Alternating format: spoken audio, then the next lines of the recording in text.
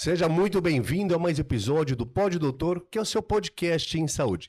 Lembrando, o Pod Doutor ele é o primeiro, o maior, o mais consistente e relevante podcast de saúde no Brasil. E aí, Dr. Sidney? Fala, Moisés, mais um episódio para você maravilhoso do Pod Doutor, o melhor podcast de saúde do Brasil. Como você sabe, quem compartilha Pod Doutor espalha a saúde, afinal, informação é o diamante da prevenção. Você sabe também que o nosso propósito é levar para você informação real, informação boa em saúde, informação checada.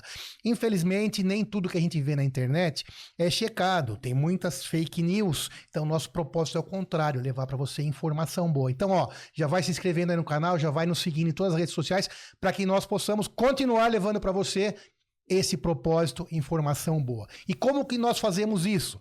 Trazendo aqui os melhores profissionais em cada uma das áreas que nós propomos a discutir. Hoje a gente tem a honra de receber aqui Dr. Augusto Júnior, médico intervencionista, trabalha hoje na unidade de resgate avançado na região de Joinville.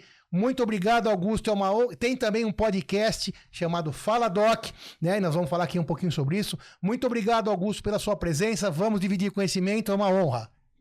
Fala, Dr. Sidney, Moisés. A honra é toda minha, pode ter certeza disso. Vim exclusivamente hoje para São Paulo e a primeira vez conhecendo a cidade, tá? Em favor do podcast e tô muito feliz, muito honrado e com certeza quero contribuir muito aí pra galera sobre informação em saúde e principalmente informação sendo sinônimo, né, de aprendizado e prevenção também, doutor. Beleza. Exatamente. Doutor Augusto, seja bem-vindo novamente. Nós conversaremos sobre atendimento pré-hospitalar. O que é, quais são as etapas, quais são os passos de um atendimento pré-hospitalar, doutor Augusto? O atendimento pré-hospitalar, eu sempre gosto de falar, mas é que em relação a ser apenas uma etapa de todo aquele atendimento integral que o paciente ele necessita. A gente tem uma função, né, que é a função de estabilização de um paciente, caso ele esteja num quadro instável, né, mas principalmente a gente dá condições tanto na cena para ele chegar ao hospital com vida e principalmente, né, estável, como a gente já falou, mas também a gente dá um prognóstico melhor para esse paciente. Então teve algum acidente na rua, algum acidente doméstico, algum acidente no trânsito, é uma equipe especializada para fazer o primeiro atendimento? Sim. Na verdade, a gente pensa em pré-hospitalar em relação a médico, enfermeiro ou até mesmo a socorristas, mas a gente tem que também deixar sempre claro que o atendimento pré-hospitalar pode ter medidas associadas a primeiros socorros que, com uma capacitação, por mais que seja um suporte básico, pode ser realizado por qualquer pessoa. Um corpo de bombeiro, um policial militar ou alguém que seja treinado? Alguém que seja treinado. Se, por exemplo, você é uma pessoa que não é ligada à área da saúde e ela tem uma capacitação, como é nos Estados Unidos, né? Nos Estados Unidos a gente acaba tendo uma capacitação desde o ensino médio ou ensino fundamental em relação a medidas de suporte básico. E aí as crianças, adolescentes acabam, né, saindo aí do meio escolar aí já com orientações específicas e isso ajuda bastante já em medidas de controle ali da cena, até mesmo a chegada de um suporte avançado. A ideia, na verdade, né, Moisés, você que está aí, Augusto, que você faça tudo que for possível pelaquela vítima, e se não tiver ninguém, não tiver um profissional de saúde, e não vai ter, geralmente não tem, né? Não tem um médico esperando, ou um enfermeiro, ou um técnico esperando em todos os lugares, e o SAMU, ou o mecanismo de resgate, seja qual for, tem um tempo hábil para chegar, que o Brasil ainda daqui a pouco falaremos sobre isso, mas o Brasil é um país que tem um serviço de resgate extremamente eficiente, mas naquela hora da cena, alguém que tenha feito, que seja um curso de brigadista na empresa, e se sentir ali, se ele seja a pessoa mais gabaritada daquele ambiente, ele sabe, por exemplo, imobilizar um membro, conter uma hemorragia, desobstruir uma via aérea, que nós podemos falar aqui um pouquinho sobre isso também, né? Vai ser melhor do que nada, né? Então, lembrando todas as questões do primeiro socorro. Agora, se você também não sabe nada, não se prontifique a fazer algo que não saiba, porque daí realmente, nós vamos falar aqui também, você pode até piorar, agravar a situação daquela vítima, e a ideia do atendimento pré-hospitalar é que a pessoa chegue ao hospital, que é um ambiente adequado, de maneira que ela possa ter o melhor suporte possível para preservar a vida. Né? Basicamente é isso. E no seu dia a dia, né, Augusto, o que você encontra lá? Primeiro vamos falar um pouquinho sobre essa questão do primeiro socorro, né? Então, tá lá numa cena, o que um cidadão comum, porque quando chega até você, que é o ultra especialista, né, que depois você fala as coisas que você já pegou de maior gravidade, mas chega lá o cidadão comum, né, que não está acostumado. Chega lá um acidente de carro, de moto, um atropelamento, infelizmente, uma batida de carro, uma queda de moto, uma queda de um andaime, e a primeira pessoa que vai chegar vai ser um cidadão comum, né? O que você instruiria para essa pessoa? O que você deixaria de mensagem em relação a isso?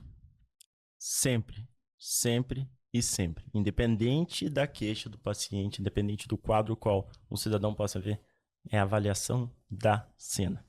A gente deve, independente se é profissional ou não da saúde, avaliar a cena. É seguro para você atuar, ser capacitado naquela cena ou não? É seguro para as outras pessoas que estão ao lado, porque a gente sabe que curiosos, eles estão presentes na cena e muitas vezes isso acaba atrapalhando o atendimento, não por maldade, muitas vezes, das pessoas, mas por a questão da curiosidade. Eles gostam de saber mais sobre o que está sendo feito e também querem acompanhar essa questão de você ter o sucesso ali na estabilização do paciente. Uma vida sendo reanimada e tendo sucesso nisso é algo prazeroso para a gente como profissional, mas é também prazeroso para as pessoas, porque elas admiram aquela situação.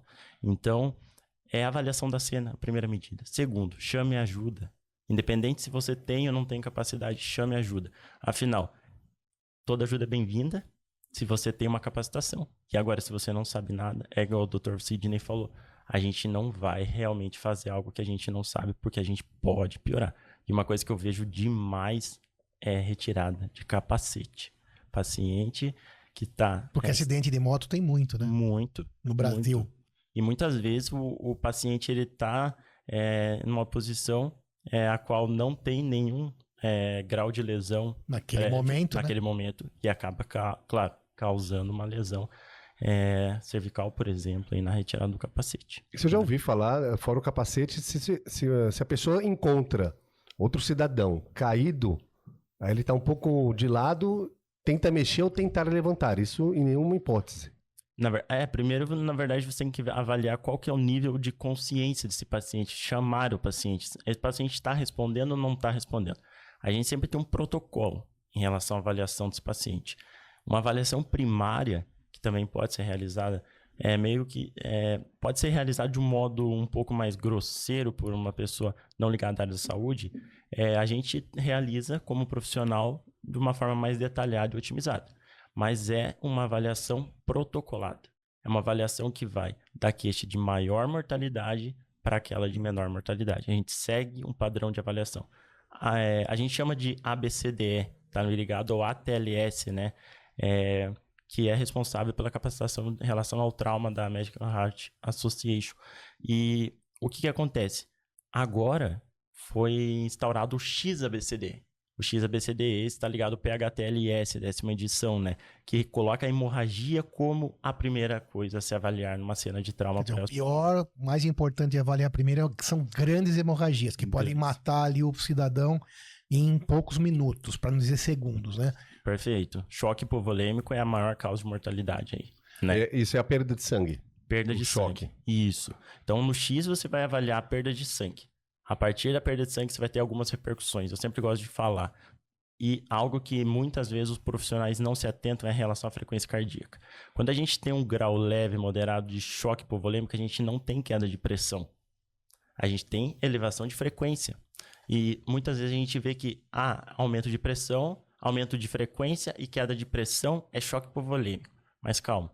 Se você tem redução do volume para o coração ele ter a mesma demanda, o mesmo débito cardíaco, ele precisa de frequência, precisa bater e bater uma quantidade de volume. Se você diminui o volume, tem que aumentar a frequência para manter o mesmo débito. Basicamente uma conta de vezes.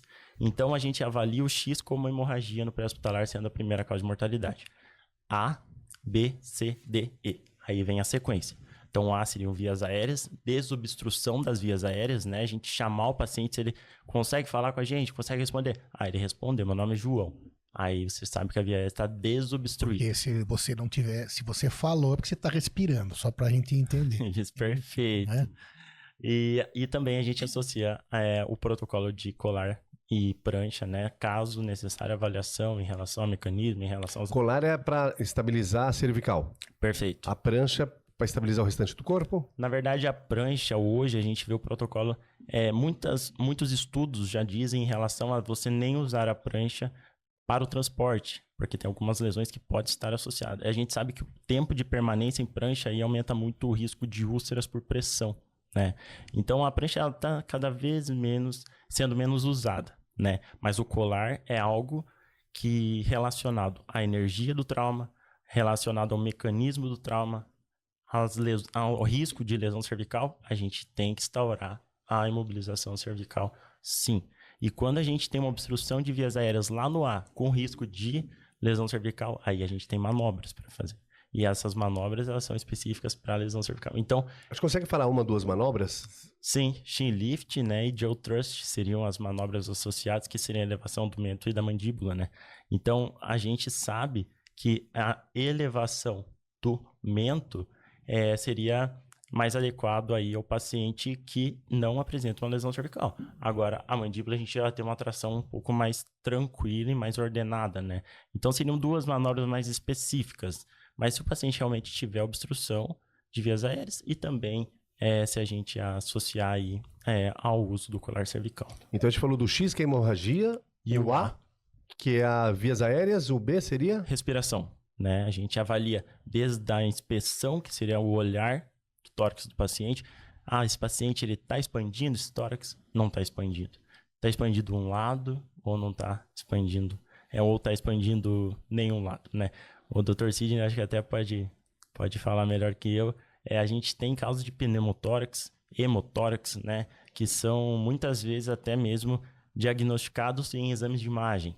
Mas a gente sabe que hoje o diagnóstico é clínico. É você olhar para o paciente e tratar a queixa se tiver alguma repercussão no restante do corpo. A gente nunca vai passar do A para o B se a gente não resolver o A. Então, eu nunca vou resolver o pneumotórax, o hemotórax, se eu não desobstruir a via aérea. Eu nunca vou desobstruir a via aérea se eu não resolver a questão do sangramento. Basicamente isso, sabe? É uma ordem de prioridade. É uma então, ordem de prioridade. Na verdade, um precisa estar resolvido para poder passar para a próxima etapa, tudo no sentido de terminar esse protocolo com uma vida boa, adequadamente salva, né? Isso. Para que chegue-se no hospital de maneira adequada. Porque o A mata mais que o B. E o B mata mais que o C. Então não tem sentido a gente tratar algo e deixar algo para trás que mata mais. E só para quem está ouvindo também entender isso, o doutor Augusto está falando, então já chegou lá o profissional de saúde. E a gente citou aqui também, você citou no começo, sobre chamar ajuda. Quando você está lá ajudando sendo um leigo, antes de começar a ajudar, caso você tenha um pouco de orientação, você vai pedir para alguém ligar, como é o telefone? 192 para o SAMU, 193 bombeiro. Então, no Brasil inteiro, 192, 193. Em alguns minutos vai chegar lá. Em São Paulo você tem as motos que vêm antes de chegar a ambulância, que chegam rápidas. Ambulância, em alguns casos também em São Paulo, ou em alguns casos do Brasil, helicóptero em acidentes mais graves. E sim, tem para todo mundo, né, Moisés? Tem para todo mundo. O resgate no Brasil funciona de maneira incrível. Então, enquanto não chega... Por isso que nós estamos na explicação aqui, para você ter uma noção. É claro, se o cidadão está lá, não tem o médico ainda, você já... liga o 92, aí você vai atuar. Curioso também é sempre... Não é legal. Não é legal. Tem que afastar curioso, né? E como também o doutor Augusto falou, a sua segurança em primeiro lugar. Você viu um acidente na Marginal, com um caminhão passando a 100 por hora...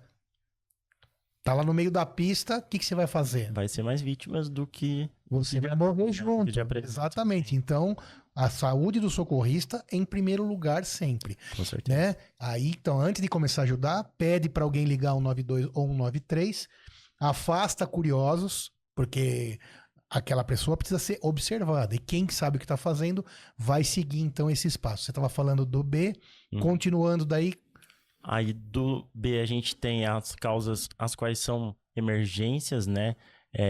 Que a gente deve resolver ali no local. Então, por mais que você tenha um pneumotórax ou você tenha um hemotórax, existem subtipos de pneumotórax. Explica para o pessoal que está ouvindo o que é o pneumotórax ou O que hemotórax acontece? de maneira leiga, né? Para todo mundo entender. Seria uma maneira didática a seguinte explicação.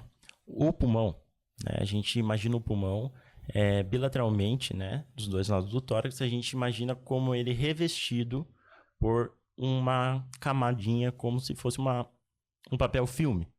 Esse papel filme, ele faz a estrutura, ele envolve o pulmão e nessa estrutura a gente apresenta um espaço, né? Então a gente tem 2 papéis filmes e entre eles um espaço, isso revestindo o pulmão. Deu para imaginar mais ou menos, né? E esse espaço é um espaço virtual. O que é um espaço virtual? É um espaço que basicamente ele não existe, a gente não consegue identificar ele. Ele é um espaço que basicamente não possui nenhuma conteúdo líquido ou conteúdo relação a ar. E a partir do momento que você tem algum ferimento ou alguma queixa que cause uma lesão nesse papel filme, aí a gente pode ter a entrada de algum conteúdo. E nessa entrada pode entrar ar, aí a gente tem o pneumotórax. E pode entrar sangue, aí a gente tem hemotórax. Qual que é a dificuldade? Quando a gente inspira ou a gente expira, a gente desenvolve esse mecanismo pela diferença de pressão que tem do ar atmosférico com a caixa torácica, com o tórax. E a partir do momento que você perde essa capacidade de expansão pulmonar devido ao ar ou ao sangue, você perde a diferença de pressão. E aí o paciente não consegue ventilar, não consegue, né, respirar, fazer a entrada do ar e posteriormente aí vai repercutindo não só com queixas e quadros relacionados ao pulmão. Aí mas tem também... alguma conduta médica de fazer algum furo no pulmão, puxar, deixar um canudo? Sim. Isso é na cena? Na cena, pneumotórax hipertensivo. A gente faz uma toracocentese de alívio. A gente pega uma agulha para o pessoal entender e a gente, no espaço associado, né, a gente acaba fazendo a introdução da agulha e isso a gente faz com que o ar ele realmente saia dessa cavidade. Até agora, quanto tempo? Chegou no local, passou o X, o A, o B, quanto tempo? Eu considero, pelo menos, que a gente fala no protocolo, mas é aquilo. No dia a dia? 2 minutos, 5 minutos? Não, menos de um minuto. Menos de um minuto. Menos de um minuto. Claro, se você tiver que tratar um pneumotórax ou hemotórax ali, aí um pouquinho mais demoradinho. Mas, se for para você avaliar, você vai avaliar de acordo com aquilo que você vê. É uma corrida contra o tempo, né? Correria contra o tempo. O estudo e o treinamento e a experiência é primordial nessa etapa. É você bater o olho no paciente e falar o que arrisca a vida desse paciente nesse momento. Se esse paciente ele vai ter uma chance maior, uma mortalidade pela causa respiratória, calma, quando chegar no B ali a gente vai dar uma olhadinha melhor. Por que ele está dispineico? Será que foi da batida? Será que realmente teve uma perfuração? Será que foi uma arma branca, uma arma de fogo? A gente pega bastante, né? E para fazer o curativo, no caso de uma facada no pulmão, tem um curativo 3 pontas, é isso? Isso, mas o que acontece? O curativo de 3 pontas, ele é usado em uma facada mesmo, como você falou, ou pode ser até por uma perfuração por arma de fogo, tá? Ou num trauma que houve uma laceração e essa laceração ela ultrapassa aí 2/3 do diâmetro da traqueia, né? Então a gente vê que o curativo de 3 pontos é usado como uma medida provisória para o pneumotórax aberto, que é essa mesma definição que eu dei, que é 2/3 da traqueia, né? Maior que 2/3 da traqueia, permitindo a entrada do ar pelo tórax e não pela via aérea de uma maneira fisiológica aí, né? Onde a gente tem a passagem pela traqueia. E isso faz com que a diferença de pressão que a gente já falou seja alterada e aí o paciente não consiga realizar o movimento adequado da inspiração. Esse curativo 3 pontas, ele é um adesivo, é uma costura? Hoje ele se encontra de algumas maneiras já pronto para o uso, né, em modo adesivo, mas a gente consegue também confeccionar com papel filme. É bem fácil de confeccionar e é uma medida é Fácil pra quem tem provisória. habilidade. Mas eu vou te falar que é fácil. também. É fácil, é fácil. A gente pega um papel filme, né? Coloca sobre o curativo. E aí a gente, por isso chama 3 pontos. A gente acaba fechando 3 pontas, 3 lados desse quadrado, sendo preferencialmente a parte inferior. Ou seja, a parte onde a parte gravitacional é favorecida, a gente deixa aberta. Então, 3 lados fechados e o lado inferior aberto. Porque a gravidade ela vai ajudar ainda mais no movimento, o qual o curativo ele permite a saída pela diferença de pressão, mas ele não permite a entrada. Então, com esse curativo, o paciente que estava naquele momento perdendo a sua capacidade de ventilar, porque estava entrando ar por um buraco que não devia, Perfeito. aí vocês conseguem corrigir isso com esse curativo provisório até chegar no hospital, lógico, e tomarem outras providências. Isso. E tudo isso nós estamos no B ainda. A gente tá só no B. Só no B? E aí a medida seria o dreno, né? Dreno de tórax. Sim, aí no hospital já aí vai ter mais calma e fazer uma medida mais definitiva, né? E tudo isso no B ainda, Moisés? E no B tem o dreno de tórax no pré-hospitalar também, que seria na parte do hemotórax, por exemplo, que a gente não adianta a gente funcionar igual a gente funcionou o pneumotórax. A gente vai funcionar com o dreno, né? A parte do hemotórax, ainda mais se for hemotórax maciço, né? Sangue. Então, trauma moto, carro, o cara cai com o peito no chão. Aí você vê que um lado expande, outro lado não expande. Aí você ausculta, né? Que você pegar o estetoscópio e você escutar os 2 lados do tórax. Um lado você escuta o som normal, o murmúrio vesicular. O outro lado você não escuta nada. E aí eu te falo, tá, mas será que é ar ou será que é sangue? Aí você vai fazer percussão. Será que é maciço ou é timpânico? O maciço é quando aquele som Como eu posso definir o maciço? O maciço é aquele som mais grosseiro. E o timpânico é aquele som mesmo que lembra ar dentro de uma bexiga. E aí a gente vê, é maciço. Então é sangue. Ou é timpânico? Então é ar, né? Então aí a gente fazendo esse diagnóstico rápido, a gente já consegue associar. E se isso estiver causando repercussão no paciente naquele momento, aí a gente passa o dreno de tórax, por exemplo. E pode ter acontecido tudo. Nesse caso, pode ter tido hemorragia, estancou. Aí foi pro A, vias aéreas, fez a manobra. O B fez a manobra, o curativo pro pneumotórax ou pro hemotórax. O hemotórax acaba drenando ali com o dreno, né? Mas o hemotórax maciço, que é o que mais chama atenção, é o que realmente traz repercussão. Lembrando que pneumotórax simples, por exemplo, pode ter o pneumotórax? Pode, né? Só que aquilo não está trazendo repercussão no pré-hospitalar para ele. Então não vale a pena a gente fazer uma drenagem no pré-hospitalar em um meio totalmente diferente do meio hospitalar, que não é contaminado como o meio pré-hospitalar. Então a gente aborda aquilo que traz repercussão. Então pneumotórax abordado no pré-hospitalar, hipertensivo e aberto. No meio hospitalar, a gente também pode apresentar o simples, né? A gente pode apresentar outros pneumotórax até ligados à idade, né? Que a gente sabe aí que hoje os estudos trazem que o pneumotórax, na verdade, o espontâneo, por exemplo, no DPOC, a gente sabe que durante a vida ele vai desenvolvendo o pneumotórax por romper as bolhas pulmonares, e isso só traz repercussão lá na frente, mas ele já tem um pneumotórax basal, sabe? Então, não trouxe repercussão, eu não vou mexer ali. Eu vou mexer só no hospital. Eu não, o médico que vai receber esse paciente. O C qual seria? Circulação. Então, aí é controle de hemorragias pelo ATLS, né? A hemorragia não foi no X? Não, mas aquela era uma maciça, Moisés, né? Grave. Aquela X era um sanguíneo, na verdade. É uma sanguinação, né? É que os protocolos são diferentes. O ATLS é o suporte de trauma. E o PH-ATLS é o pré-hospitalar de trauma. É o complemento do ATLS. Então, no pré-hospitalar, você resolve primeiro a hemorragia. No hospitalar, você pensa primeiro em vias aéreas, em obstrução de vias aéreas. Então, nesse C é circulação. Você vai auscultar o coração, você vai ver se tem algum sinal de choque, né? Que a gente falou que o choque, na verdade, é a deficiência ou a dificuldade ou a incapacidade da chegada do oxigênio nos tecidos, né? Então, a gente precisa de oxigênio para todo o corpo funcionar.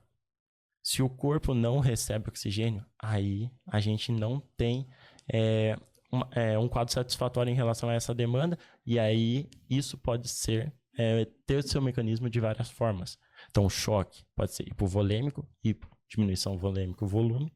Então, diminuição de volume, sangue, pensa em sangramento. Mas pode ter choque hipovolêmico por desidratação. E ninguém lembra disso. Criança, há 40 anos atrás, mais ou menos, desidratação só não matava mais pneumonia no Brasil. E chega um grau de desidratação, dengue. Dengue tá em alta. Lá em Santa Catarina, onde eu moro, tá super em alta. Casos de desidratação grave, o paciente choca, diminui volume por dengue. Não hidrata, porque ninguém acredita muitas vezes que a hidratação é primordial. Todo mundo quer remédio. Mas Esquece de tomar água. Não toma água. E às vezes é difícil você convencer as pessoas de que a hidratação é o mais importante. Tem graus, isso está bem estabelecido. A Sociedade Brasileira de Pediatria, por exemplo, tem uma tabela de desidratação leve, moderada e grave. E de acordo com a tabela, você tem o tratamento instaurado para cada uma. Então, no C, choque. Aí tem o choque cardiogênico, onde a bomba não está funcionando. Por que a bomba não está funcionando? Qual bomba? Bomba do coração. A bomba do corpo. Aí o choque cardiogênico, a gente pensa na bomba do corpo. Não está funcionando por quê? Será que ela não está conseguindo bater? Alguma coisa também pode estar comprimindo ali? Né? Obstruindo, o choque obstrutivo. Aí tem o choque distributivo. O que é o distributivo? É o choque que causa vasodilatação. Ele é diferente, a repercussão que ele traz para o corpo faz uma vasodilatação. Exemplo, sepse, né? Anafilaxia. Você sabe que a reação alérgica exacerbada... Sepse e qual que é o nome? Anafilaxia. O que seria?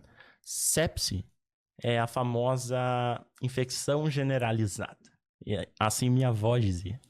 Mas a gente sabe que, na verdade, é uma desordem que acontece aí de todos os mecanismos protetores do corpo, imunológicos, né? Então, a gente sabe que há uma reação inflamatória e isso vai desencadear outras repercussões relacionadas a todos os fatores envolvidos na parte imunológica, e isso vai causar repercussões do corpo. E a primeira seria, né, e mais importante, a vasodilatação, né? Então, se você tem uma vasodilatação, ou seja, a abertura do calibre do vaso, você concorda comigo que se você tem uma mangueira e essa mangueira está ligada numa torneira, você manda uma demanda de água para aquela mangueira. Se você abre o calibre, ele diminui a pressão. Agora, se você aperta aquele calibre, ele aumenta a pressão. Então, a hipotensão pode estar associada já a um choque séptico, por exemplo. E a questão da frequência que você estava falando, Augusto. Então, se a pessoa também está chegando no choque, a frequência vai mudando, né? Ela muda para mais ou para menos? A frequência... Se estiver sangrando, por exemplo... Hipovolêmico para mais, né? Se a gente pensar débito cardíaco igual, frequência cardíaca vezes... volume sistólico, volume de sangue. Então, o quanto o coração joga para o corpo vai depender da frequência, quanto ele bate, por quanto... O que ele bate? Sangue. Então, quanto de sangue ele bate? Você concorda que se eu mando X de sangue batendo a 70 batimentos por minuto, se eu diminuo a quantidade de volume de sangue, eu vou ter que bater mais rápido para a demanda ser a mesma? Para poder suprir a sua demanda normal do seu cérebro, do seu intestino, do músculo da sua perna. Perfeito. Precisa bater mais. Então, se está lá uma pessoa acidentada, não está aparentando nada, mas está batendo lá paradinha 140, você já, alguma coisa está muito errada. Alguma coisa está errada. Aí a gente associa, mas será que sangrou ou não sangrou? Será que está desidratado, por exemplo? Não está. Então ele está com 140, mas será que é a frequência que está alterada ou também tem ritmo? Aí a gente já pensa, será que é uma taquiarritmia? Né? Porque a gente sabe que a frequência cardíaca depende de ritmo também. Então não é só o coração bater rápido e errado, né? E nesse caso, qual que é a conduta? Da sepse ou da taquiarritmia? Das duas. É bastante coisa, é legal, né? Esse assunto... Não, vamos que vamos. Esse assunto é assim, a sepse, como é uma vasodilatação, a gente tem diminuição de pressão, primeira medida, volume. Então, volume, a gente vai abrir a torneira. Então, vai fazer fluxo. Então, você puncionou lá uma veia, para quem tá ouvindo lá entender, e você vai jogar soro lá para dentro da pessoa. Perfeito. Para substituir o volume que Reduziu. Isso. Na verdade, ali na sepse ele não reduziu, né? É. Na sepse ele acaba aumentando o calibre do vaso. Aumenta o calibre, aumenta o sistema e precisa de Isso. mais volume. A gente faz 30 ml quilo aí. Porque se a pressão estiver muito baixa, né, não vai conseguir circular, basicamente, né? Isso, Ok, perfeito. então coloca soro. E no outro caso? Só que aí, se você fez o volume, que é o ideal 30 ml em 3 horas por quilo, né? Aí não melhorou. Você concorda comigo? Se eu tô pondo volume e não tá melhorando, esse paciente pode ser um paciente que apresenta um problema cardíaco e ele vai começar a congestionar a parte pulmonar. Aí você vai fazer o quê? Instalou o tratamento, não melhorou? Aí você faz droga vasativa. Aí você faz uma noradrenalina, que a função é o quê? Fechar esse vaso, fazer vasoconstrição. Então, se você está colocando volume e não está aumentando a pressão, então fecha o vaso. Então, aperta essa mangueira para eu quero ver se não vai Porque aumentar agora a que pressão. está no C, Moisés, então a pressão é um sinal vital importantíssimo. Sim, Tem que perfeito. manter a pressão. Quando às vezes eu lembro que eu já fiz ambulância também quando eu estava bem no começo. Legal. Você chegava lá, paciente, ó, tá chocando, tá de 7 para 0, 7 para 0. A pressão cardíaca. Pressão arterial. A pressão arterial, quando começa a diminuir, é um pré-óbito, né? Então, a pressão tem que ser cuidada com muito carinho, né, Augusto? Sim, sim. É um mundo muito complexo quando eu falo assim. Muitas coisas a gente enxerga no primeiro momento, a gente trata, a gente estabiliza, mas no segundo momento ele já gerou repercussões, tanto até pela chegada da equipe e tempo de início do quadro. A gente sabe que é tudo muito rápido. Então, por isso que é importante, até a gente falou do atendimento básico. Se a pessoa reconhece uma parada cardiorrespiratória e consegue e aprendeu e está capacitada a fazer uma massagem, reconhecer que não tem pulso e não está respirando, faz a massagem até a chegada do médico, a gente ganha muito tempo. 10 minutos parado, sem medidas de massagem, a gente sabe que a repercussão é muito grande. A gente fica sem suprimento cerebral aí já por bastante tempo. E as sequelas, mesmo que o paciente retorne, né, as sequelas são grandes. Então, o teu objetivo como cidadão não é você descobrir o que aconteceu com esse paciente que ele parou. O teu objetivo é você ficar massageando, estimulando aquele coração a bombear realmente com a sua mão e fazer o sangue ele subir. Que é o próprio nome diz, é suporte básico de vida, né? Pelo menos fazer chegar um pouquinho de oxigênio nesse cérebro, porque o seu corpo já fez tudo o que ele podia. Ele caiu para você não precisar, para poder chegar mais fácil o sangue na sua cabeça e no seu cérebro, né? Já fez constringir os vasos. Então, você conseguindo um pouquinho de massagem, conseguindo um pouquinho de pressão lá dentro, até chegar o Dr. Augusto lá na cena, vai fazer uma grande diferença. E claro que tudo é muito difícil, né, Augusto? Isso não significa que aquela pessoa vai ser salva. O ideal é a gente voltar lá, dirigir com cuidado, não beber nunca, né? Não usar drogas, né? Para que você não chegue naquela cena, né? Mas certeza. chegando lá, não é fácil nunca, né? Traumas são sempre... São sempre considerados muito graves, né? Muito graves, muito graves. graves. Quando é chamado uma ambulância que precisa de um médico, porque já é muito grave. Claro que muitas vezes é possível salvar, mas o ideal é não acontecer o acidente. Sim. Mas isso também daria um outro podcast inteiro. Mas voltando, aí estamos... Claro, se você quiser aqui. Só uma coisinha. Óbvio. É muito legal isso, porque a gente pensa nos momentos de mortalidade no trauma. Quando a gente pensa em momentos de mortalidade, a gente pensa que a primeira hora é a mortalidade de maior frequência. Até aí que surgiu as escolas em relação ao pré-hospitalar, que foi França e Estados Unidos. Qual que era a ideia? Na primeira hora, a França defendia: eu vou abordar esse paciente na cena e levar para o hospital. Aí, por quê? Porque os primeiros 10 minutos ainda matam mais. Então eu tenho que estabilizar esse cara.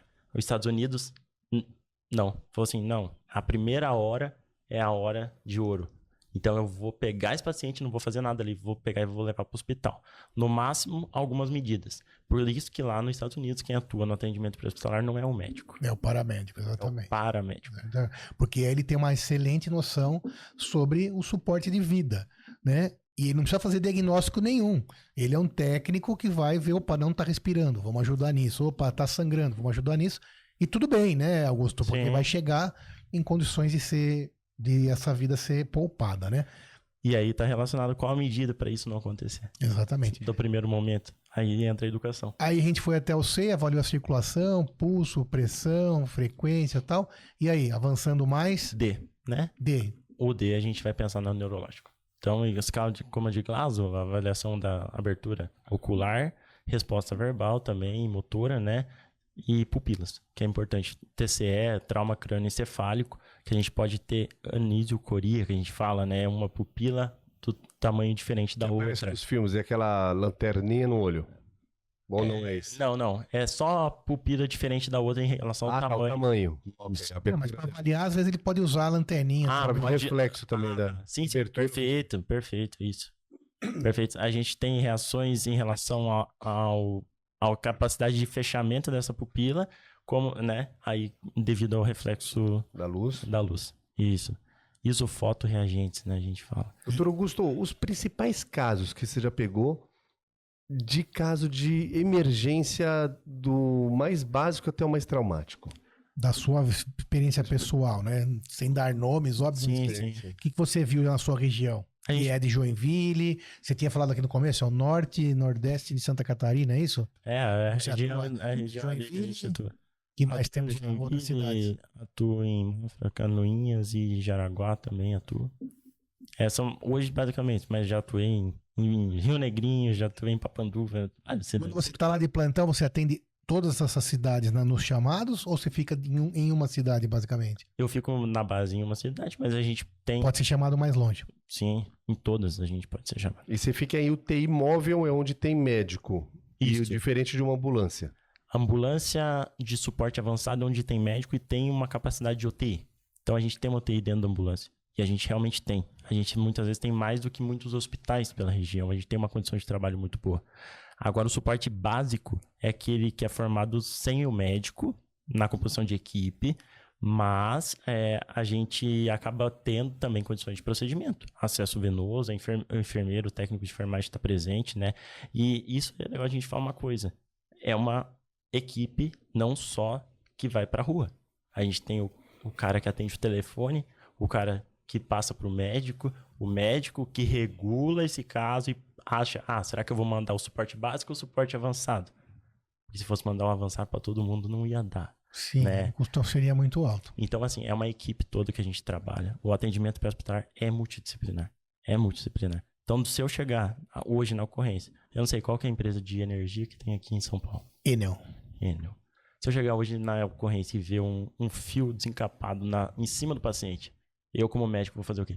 Eu vou encostar? Não. Eu vou pedir suporte da Enel. É um trabalho multidisciplinar. Sim, Entende? porque aí você cai naquela história que a sua segurança está em primeiro lugar. Sim. E você não tem a menor noção de mexer com Sim. um fio, um poste, um fio energizado. Você não sabe se está energizado ou não. Tem que. A gente Não pegou, dá para inventar, né? Tem que tomar cuidado. a gente pegou um caso esses tempos também que a gente usou isso, que a gente teve que fazer um resgate de um paciente. Por quê? Porque o acesso ao local era difícil. Mas lá a gente tomou as medidas como a gente sempre toma, só que aí a gente pediu um apoio para retirada do paciente de um acesso de um lugar de acesso difícil. E acaba que a gente pede bastante apoio. Né? A gente tem essa boa conduta aí de dividir as E tarefas. os casinhos que você ia falar aqui? Aliás, em vez de falar dos casos, eu quero saber o seguinte: o seu primeiro caso sozinho, sem um profissional que está te acompanhando, o seu primeiro caso depois da formação. Você se recorda? Eu lembro que eu cheguei em Papanduva, aí era dia 14 de Ixi, lembra a data. junho de 2022. Cheguei lá e aí eu vi o hospital lá, falei, nossa, que hospital grande, cara. E era um hospital, era um pronto atendimento, só que era um médico, eu não sabia. Aí na hora que eu cheguei, eu falei, doutor, você que vai assumir essa bomba pra mim. Eu falei, meu Deus, o que acontece, né? Cheguei lá, cara, aquele dia só teve emergência. E dia 14 de junho. E aí, a partir daquele dia, eu já virei 24 horas, cara. Só que, é isso que eu falo. Eu tava seguro do que eu tava fazendo. Nossa, doutor, mas recém-formado, um dia eu me preparei. Eu acho que todo mundo tem a capacidade de ter a chance de se preparar, que tá inserido, né? Mas também tem que entender. Você vai aprender com a vida? Vai. Mas não pode custar outras vidas.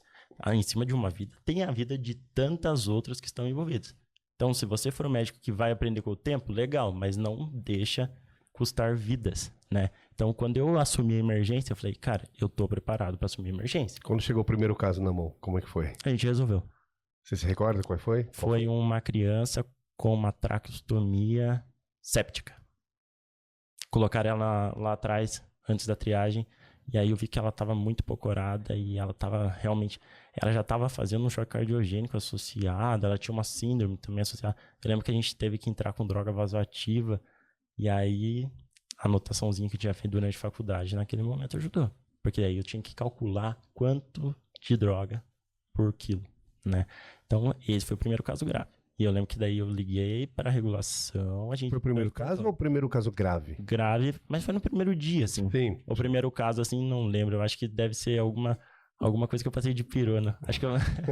Porque lá era mais tranquilo, assim. Mas quando parecia grave, era um médico. O posto, a unidade que você trabalhou ou trabalha, que teve o caso mais grave, qual que foi?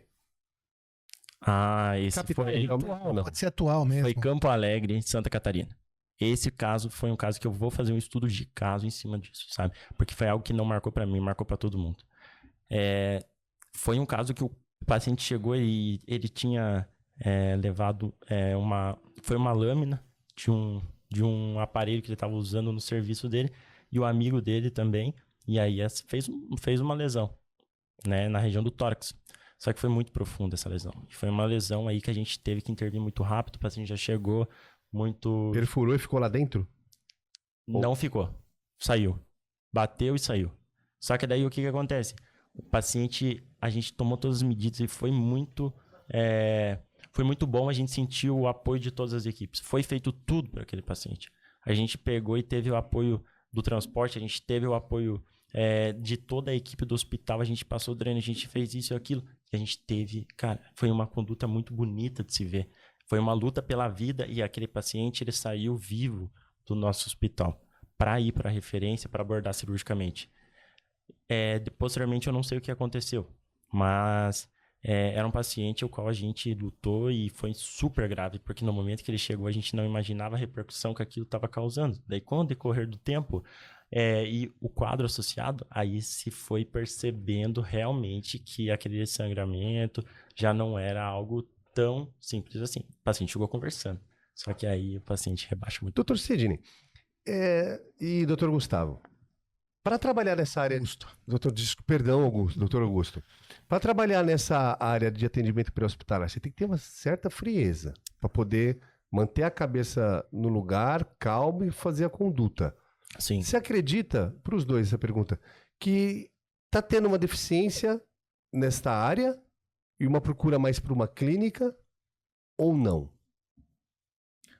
Eu acho que a formação numa área de emergência tem que ser bastante completa e a situação que você se encontra quando você está sozinho é bastante complexa. Como o Augusto falou, precisa estar bastante preparado.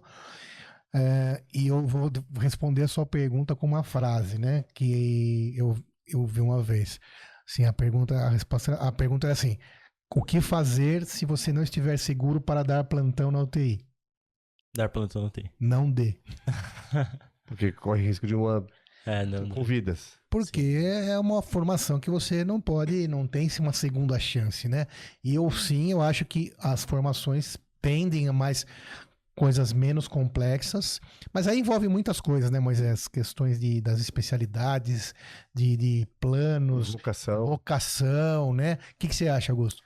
Eu acho que que você parece que é vocacionado para essa área, né? Você fala com uma alegria no olho, então a gente percebe que você gosta, né? Eu sou completamente apaixonado. Minha mãe sempre falava pra mim, ela falava assim: filho, independente do que você for fazer na tua vida, faça de verdade. E eu tenho muito orgulho pelo que ela faz e pelo que ela fez, e ela não é médica, por exemplo, mas eu falei, eu vou ser médico, mas eu vou ser bom médico, né, como seria bom em qualquer outra coisa que eu fosse fazer da minha vida. E como que você se encontrou no atendimento pré-hospitalar? Na verdade, Porque pra quem é de fora, por exemplo, eu que sou leigo, é muito traumático você ver uma pessoa ali correndo risco de vida e você ter o estudo, a capacitação e a frieza para poder... É pouca gente. Na verdade, pouquíssimas pessoas. Quando eu era pequeno, eu já corria atrás de ambulância. Passava a ambulância, era a única coisa que me tirava de dentro de casa. Era a ambulância. A ambulância passava, eu pegava o chinelo e saía correndo. Minha mãe tá de prova sempre disso. Então eu sempre fui apaixonado pela ambulância, sempre tive curiosidade. O que essa ambulância faz? Por que esse som é tão alto? Por que ela tá avisando que ela tá passando? Tem alguma coisa acontecendo aí dentro. E isso foi crescendo. Daí depois... Cara, eu sou um menino apaixonado pelo pré-hospitalar e principalmente pela ambulância. Eu não pretendo jamais sair dessa área.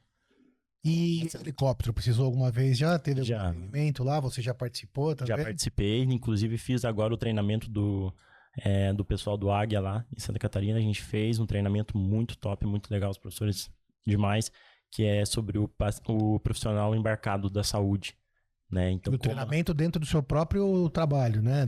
foi lá na academia do Águia lá. A Secretaria Estadual de Saúde Ofereceu esse curso. ofereceu e oferece para o estado inteiro. É muito legal essas atitudes assim, porque realmente a gente encontra ocorrência que a gente precisa de um deslocamento mais rápido. A gente precisa de um deslocamento de um local de difícil acesso. E o Águia, com certeza. Porque também para quem tá vendo entender, todos os serviços de emergência aqui nesse país são ligados ao Estado, né? São ligados às secretarias, né? Então, são profissionais todos ligados ao município ou ao Estado mesmo, junto às secretarias de saúde, né? Então, essas secretarias oferecem cursos, atualizações para todas as equipes. Sim, as atualizações elas ocorrem sempre, né? Determinadas épocas, mas eu acho que a principal atualização aí vai do profissional. Claro, tem que se interessar. E a maioria que trabalha nessa área, né, Moisés, é apaixonada com você. Sim. E acho que isso faz toda a diferença, né? Querer salvar vidas, que é aquela hora que onde o filho chora e a mãe não ouve, e chega lá a ambulância, o helicóptero e consegue mudar tudo, né? Então, por isso que é importante a gente valorizar muito esse tipo de profissão, de profissional, acreditar e saber que no Brasil é de altíssimo nível, né? Tanto de equipamentos. Dificilmente falta equipamento para vocês lá. Não, nunca falta. Não falta, Não né? falta. Porque às vezes dentro dos hospitais, né? Cirurgias mais complexas, você também trabalha com isso, mas você sabe, né? Falta às vezes equipamento, falta material, mas a emergência é um exemplo para o mundo, né? Aqui no Brasil. Eu digo pelo meu serviço, né? Eu sei que pode ser que tenha lugares que vão falar, não falta, aqui falta. Sim, tem lugares que realmente pode faltar. Mas o que acontece é que realmente a gente muitas vezes tem mais condições que os hospitais. Sim, na Porque emergência. eu já estive no hospital e na ambulância. Então eu já fui pegar paciente com ambulância no hospital que eu trabalhava ou regular paciente do hospital para. Então a gente sabe que é totalmente diferente. O que não pode acontecer é o seguinte: a gente deixar de ter condições para estabilização. Eu não tenho o Lucas, sabe? O Lucas é um massageador automático que algumas cidades têm. E isso facilita muito, porque daí a equipe não precisa ficar massageando e a gente divide as tarefas melhor, né? E isso é uma maneira efetiva de massagear. Deixa eu fazer uma pergunta do Lucas. A pressão que esse aparelho coloca, ela é regulável? Ela é de acordo com a profundidade torácica associada ao que diz a diretriz, que são 5 a 6 centímetros de profundidade com retorno completo do tórax. Aí, por exemplo, uma pessoa de 150 quilos ou uma pessoa de 50 quilos? Vai ser o mesmo aparelho, a mesma regulagem? Na verdade, assim, é o mesmo aparelho e daí muitas vezes a gente tem o apoio aí. Eu, para ser bem sincero, trabalhei com o Lucas, mas quem faz a instalação não é a minha equipe, porque o Lucas não pertence a nós. Eu vou ficar te devendo essa pergunta em relação à regulagem de pressão, porque realmente eu nunca manipulei regulagem de pressão. Sim. Mas a gente sabe que ele mesmo indica a profundidade, e isso que, para mim como médico, acaba interessando no momento ali, que é a frequência de quantas compressões está fazendo por minuto, que é 100 a 120 normalmente, profundidade de tórax, né, se está tendo retorno completo aí. Então, a partir da configuração dele, eu não sei. Mas, na verdade, o que precisa é a quantidade de centímetros que ele vai aprofundar. Isso. Né? Então, deve se instalar na espessura do tórax de cada um, por exemplo, ao meu tamanho, né? Vai afundar 5 ou 6 centímetros, independe da pessoa. Mas eu também não sou dessa área, também dá para imaginar. Você já viu funcionando, Lucas? Não, nunca vi. Então você que tá aí curioso, dá para achar no Google, né? Vídeos, e é bem interessante mesmo. Parece até um pouco agressivo, né? Sim. Mas é necessário, porque massagem cardíaca, gente, não, apesar de chamar massagem cardíaca, mas tem que massagem cardíaca bem feita é realmente bastante intensa, muito difícil de fazer, mas lembra que vai poder salvar uma vida. Então, cansativo, doutor? Meu Deus, é cansativo. É cansativo. E aí, revezar, né? Eu gosto de ajudar na massagem, eu gosto de fazer. Eu acho que a equipe inteira a gente tem que se associar ao médico, não tem que ficar sem fazer massagem. O médico tem que massagear, sim.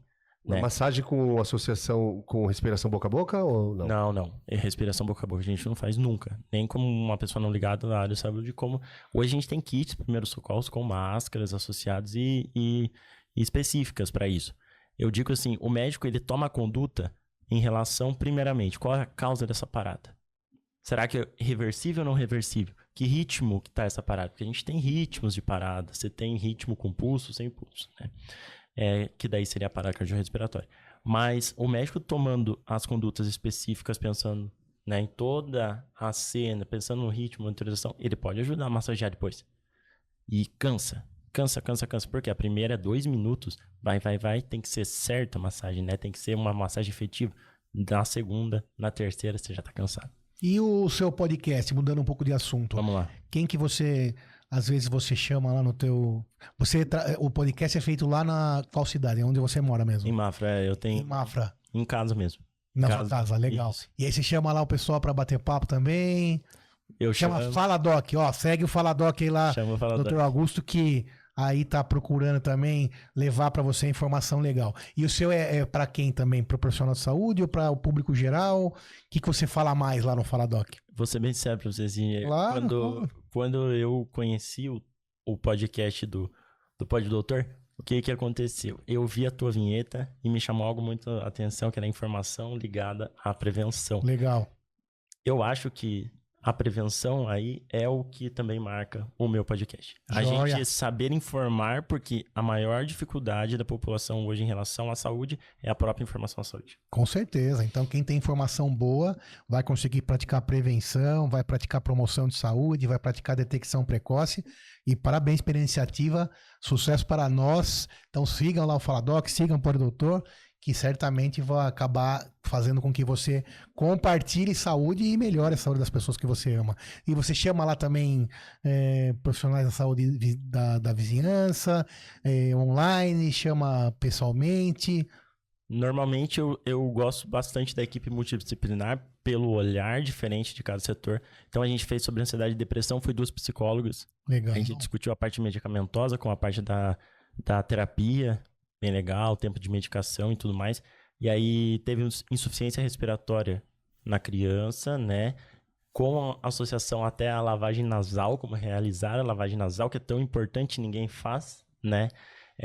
E também a gente associou primeiros socorros com um condutor que é meu amigo lá. A gente falou de algumas medidas bem legais também.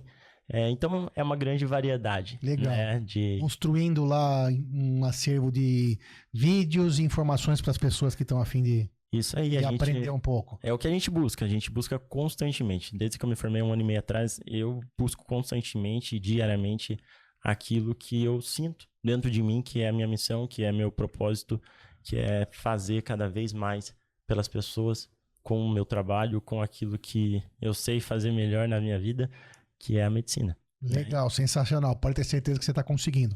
Moisés, e aí? Estamos. Aprendeu? Obrigado. Aprendeu bastante? Muito. Mensagem final para quem está nos ouvindo. O que você deixaria de recado para quem está aqui ouvindo o Pod Doutor ou lá que está ouvindo o Fala Doc? O que você falaria para nós? Primeiramente, gostaria de agradecer. Tá? Nós que agradecemos a sua presença. É uma baita oportunidade. E você é o cidadão que está aqui e que faz isso aqui acontecer. Então, obrigado. Obrigado a eu. É uma baita oportunidade para a gente associar esse tanto de informação. Eu sei que é muito difícil muitas vezes a gente entender tudo, mas realmente é bastante informação e tem muito mais coisa que a gente acabou não falando, mas faz parte. É assim mesmo, muita coisa a gente acaba entendendo no primeiro momento. Se não entendeu, volta o vídeo, a gente tenta, né? Então, muito do conhecimento depende da gente. Mas eu agradeço demais. Pode ter certeza que desde o primeiro momento que eu conheci o podcast, alguns meses atrás, conversei com o Dr. Sidney, prometi para ele que quando surgisse a oportunidade, né? Vem de longe, né? Não surgiu diretamente, mas a gente fez acontecer. Então, a gente veio e estou muito feliz, muito obrigado. Parabéns também pelo trabalho de vocês. É muito legal ver esse amor também que vocês têm por isso aqui. A gente sabe que você passar horas e horas gravando um conteúdo que por muitas vezes você não sabe quantas pessoas vai atingir isso.